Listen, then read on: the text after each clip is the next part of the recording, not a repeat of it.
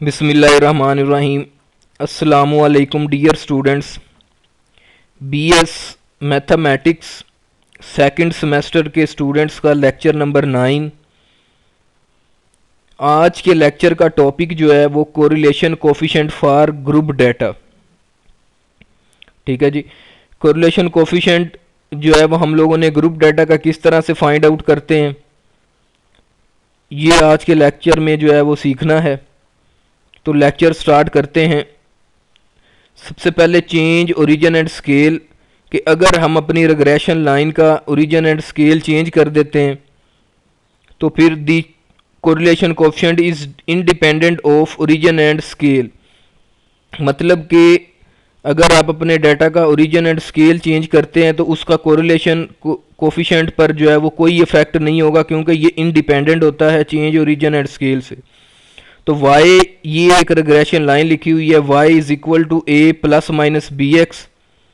अगर आप इसका जो है y की जगह पर कोई अदर वेरिएबल v जो है वो कोट कर देते हैं, y is equal to B plus minus K V. ठीक है जी। तो मतलब आपने डाटा का ओरिजिन या स्केल चेंज कर दिया तो इसका कोई भी इफेक्ट जो है वो कोरिलेशन कोफिशिएंट पर नहीं होगा। और अगर एक और थर्ड लाइन है हमारे पास, x is equal to A plus minus H U. ठीक है। तो ये भी आपके पास चेंज ओरिजिन एंड स्केल की एग्जांपल है। ठीक है। इससे भी आपका कोरिलेशन कोफिशिएंट जो है वो इफेक्ट नहीं होगा। u जो है वो इक्वल है x minus A divided by H.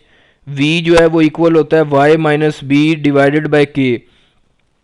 ठीक है जी। a आपके पास जो है वो कोई भी न्यूमेरिक वैल्यू हो सकती है, h यहाँ पर इंटरवल को जो है वो शो कर रहा होगा। ठीक है। इस तरह से ये जो है वो b और k, where a and b are new origin and h and k are units of measurement, new units of measurement. ठीक है जी। उसके बाद इसका मतलब क्या बनता है कि R x Y is equal to R U we.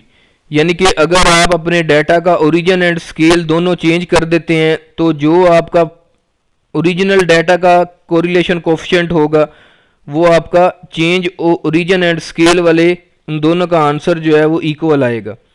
Are x Y, वैसे तो इसका फार्मूला जो बेसिक है, r x Y is equal to summation x minus x bar into y minus y bar divided by summation x minus x bar whole का square into summation x minus x bar whole का square और सारे का square root.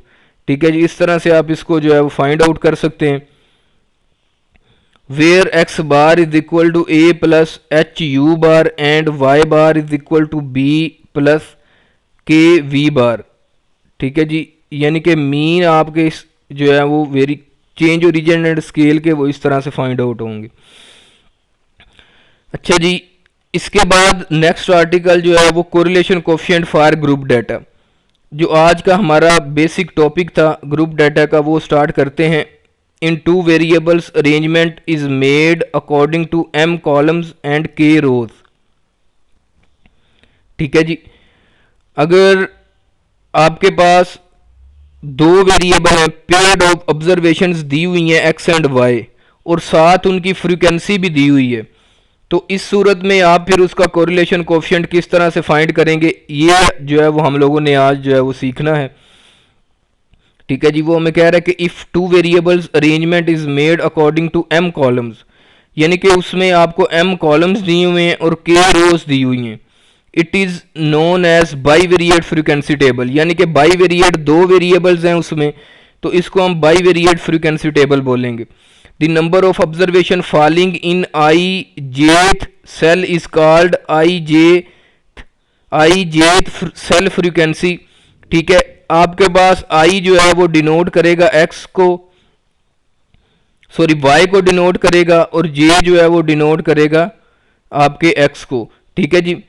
The correlation coefficient, if it is exist, can be calculated from such a two-way frequency table by using the class midpoint as the value of observations।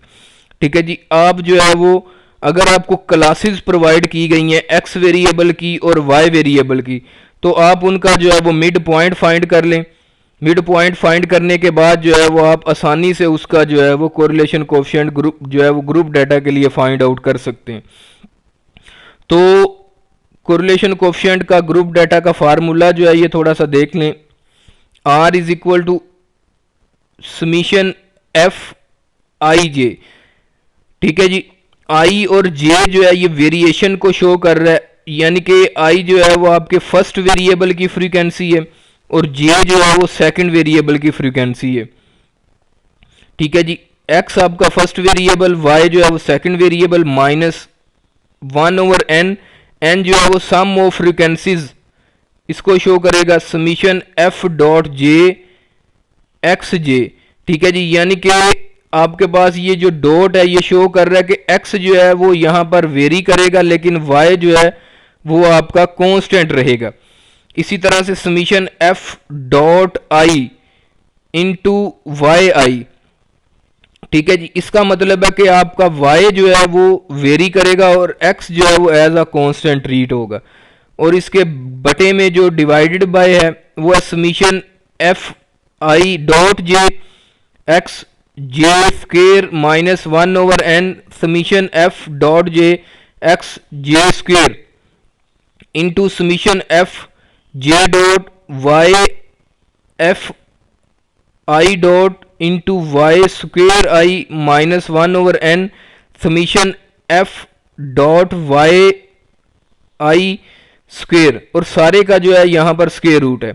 ठीक है जी, ये formula use करके आप जो है वो आसानी से अपना कोरिलेशन कोफिशिएंट जो है फाइंड आउट कर सकते हैं फॉर ग्रुप डाटा। इसके बाद आप लोगों ने ये कॉलम किस तरह से बनाने हैं वो देख लें ज़रा कि एफ आई डॉट का क्या मतलब है। एफ जो है वो आई डॉट का मतलब है कि समीशन करेंगे आप एफ जे का, एफ जे आई जे का जो है वो सम करेंगे तो आपके पास ये जो है डॉट जो है वो सम को शो कर रहा है। इसी तरह से जो है वो अगर आप एफ डॉट जे को देखेंगे तो ये भी जो है वो एफ आई जे का जो है वो सम होगा। ठीक है जी, अगर आप अपने डाटा का ओरिजिन एंड स्केल चेंज करते हैं तो फिर आपका R x Y is equal to R U V is equal to N summation U V minus summation F U into summation F V divided by N summation F U square minus summation F U whole square N summation F V square minus summation F V whole का square और सारे का square root. अगर आप अपने data का origin change कर देते हैं, ठीक है, ओरिजिन चेंज करने के बाद आप अपना आसानी से जो है वो उसका कोरिलेशन कोफिशिएंट फाइंड कर सकते हैं। ठीक है जी, उम्मीद है कि आपको correlation coefficient for group data की समझ आ गई होगी। Thank you very much.